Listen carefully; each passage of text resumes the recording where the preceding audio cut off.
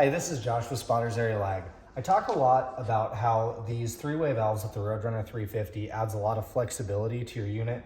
You can either use this to use your pump to suck out of another tank or plumb it with an auxiliary tank. So today we're going to show you how to build an auxiliary tank on your flatbed or your 3/4 ton pickup to be able to use your main tank as freshwater and then a smaller tank as a mixed tank for pasture spraying, for smaller paddocks, or for test plots, things like that. I've listed my suggestions down in the comment section, but I will show you guys how to make this work.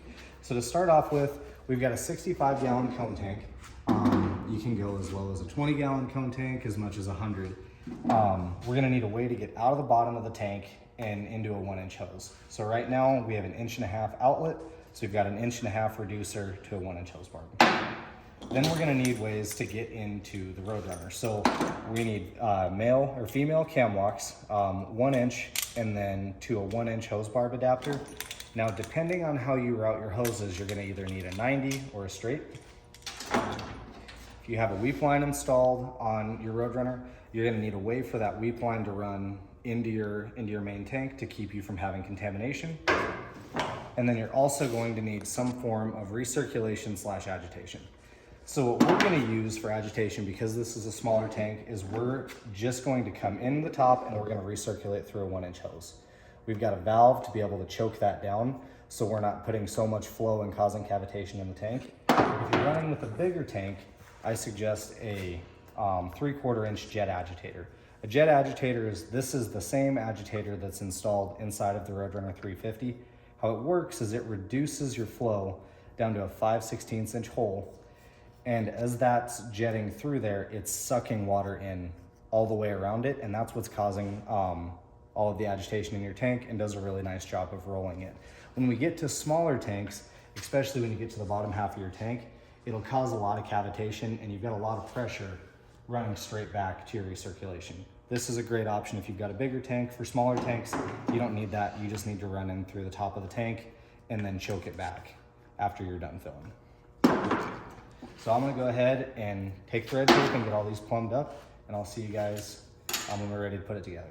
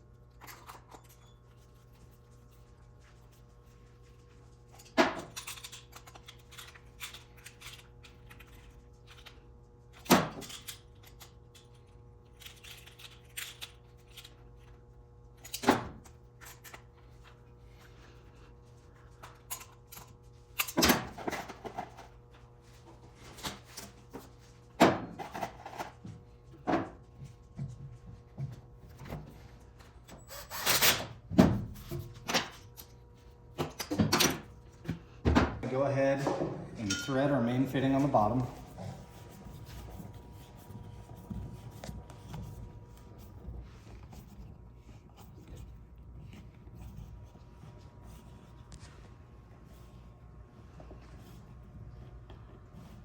We're going to point this straight back so this hose can route to right here. Then we're going to start drilling our holes. So our first one, if you're going to run a jet agitator, you want it towards the bottom of the tank and always submerged by the water. So if you were to throw a jet agitator on here, you would put this on the inside of the tank, somewhere between here and here. we're just gonna have it recirc back into the top of the tank. So our fitting is gonna go right about here. And we wanna be able to use our valve from the side of the tank. So I put my valve on the side. I made sure that it can spin out to shut it off. And I want it to sit right about here. That way I can access it from the side of the truck. I'm gonna go ahead, punch my hole right here.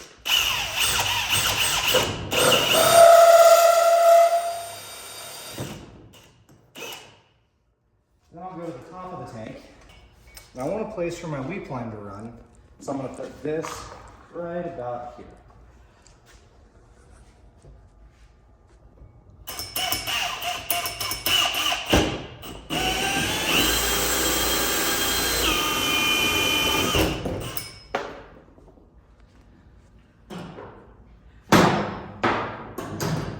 So now I'm gonna go ahead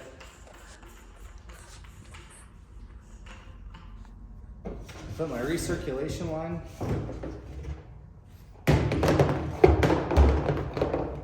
right here.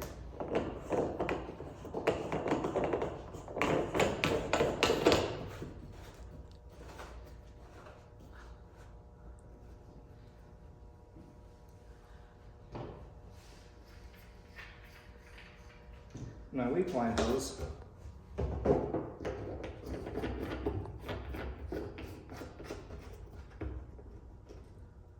right there. Now we're gonna go ahead and grab a vacuum. That way we can get all of the pieces of plastic out of the inside of the tank so those don't get sucked in and clog up our filter. So now that we've got that cleaned up, we're gonna get ready to run our hoses. Come over to the side of the Roadrunner and we'll cut these two zip ties there and there.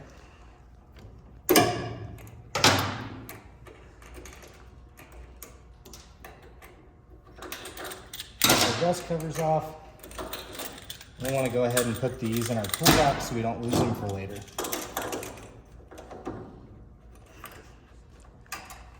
We're going to put that way, and this one right like that. Okay, so now we're ready to run our hoses. We want to make sure this is where we want it to be. We're going to make sure to give it just a little bit of slack in our hose. So we'll go grab our 1-inch hose, grab our WD-40, make sure to coat the inside, get a good coating on the outside. Grab your hose clamp. When you're putting hose clamps on, always be cognizant of where you'd be working on it from. So we'll be working on it from this direction. We want our hose clamp pointing this way. Okay, we want it sitting about there. So I'm gonna give us just a little bit of extra slack in this hose, right there. Same thing with this, plenty of WD-40.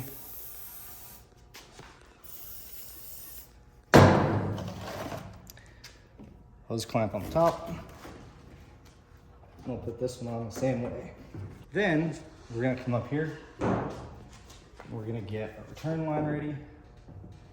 So we've already put our thread tape on it.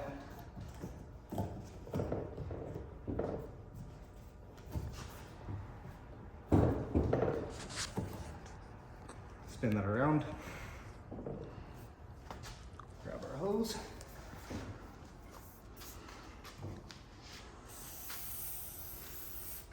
Grab our hose clamp. Now on this one, we got two things to pay attention to. Where are we gonna be working on it from? And where is our hand gonna be when we're turning our valve? So keep your hose clamp on the other side so you don't accidentally cut your finger as you're spinning your valve.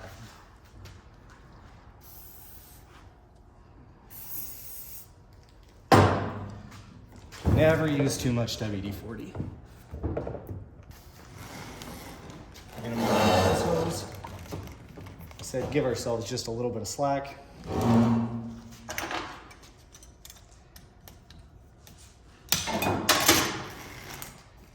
Right there.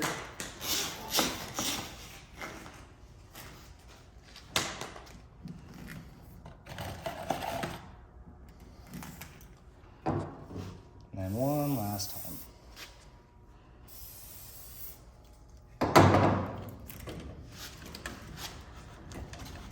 Okay, now we're ready to tighten all our hose clamps. When you're looking at your barbs, there's 2 barbs on, and you want your hose clamp to be centered in between them.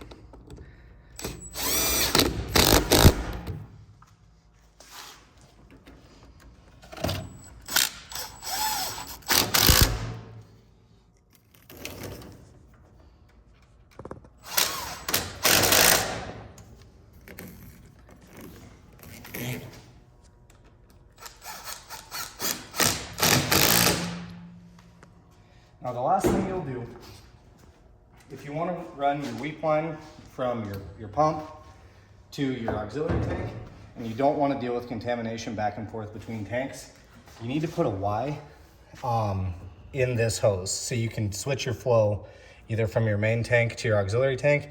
Today we're just going to skip that because we're running with water. Or if you plan on only using your auxiliary tank to mix in, you can just go ahead and run this line straight to your auxiliary tank.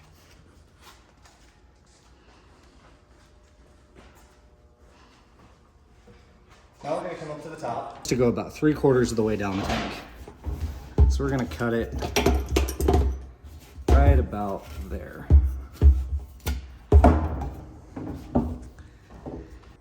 So if you're ever confused on where the water goes, follow your lines. This is your suction valve and this is your recirculation valve. If both arrows are pointed towards your stainless steel tank, it's sucking out of your stainless steel tank and recirculating back into your stainless steel tank. And if you look at this wire right here, it's before the valve. So anything that comes out of the pump is coming in, it's Ying right here. This Y goes straight to your hose reel, to your discharge. So water always can go out the discharge, and then it decides where it's gonna go at this valve. Pointed towards the tank is in and out of the tank.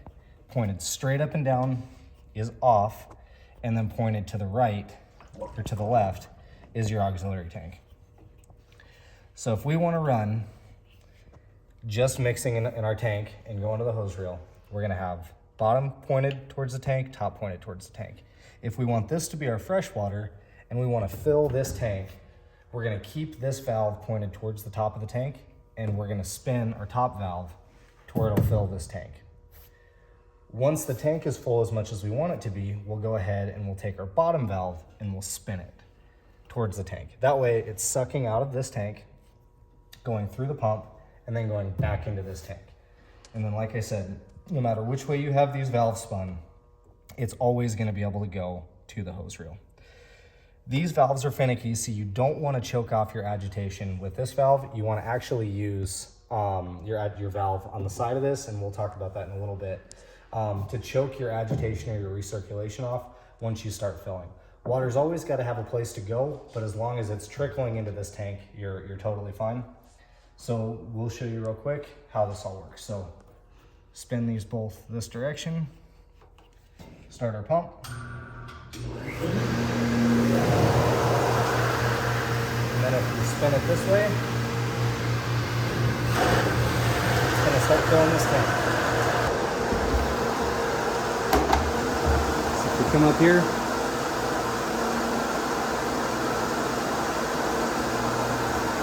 we're filling the tank.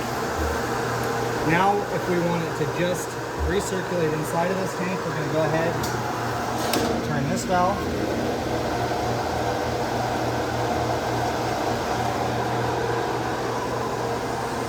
And now it's recirculating inside of this tank. If we want to choke it off, like I said, we'll take this valve right over here. And we can choke this back.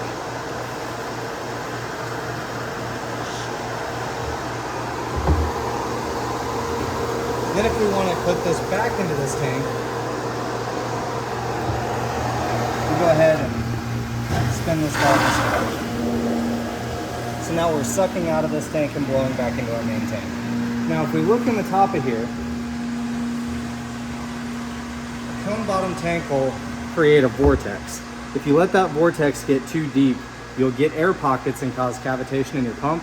So it's good to either get an anti-vortex fitting from Banjo, they're kind of expensive, or you can just take a piece of plastic. I like to use camper leveling kits, or this L-shaped piece will work just fine. Drop it in the bottom of the tank, and if you give it just a second, that vortex will go away. All right. Now that this tank's empty, switch it back to where it's just recirculating on the inside of this tank, and that's how you build an auxiliary tank for a Roadrunner 350.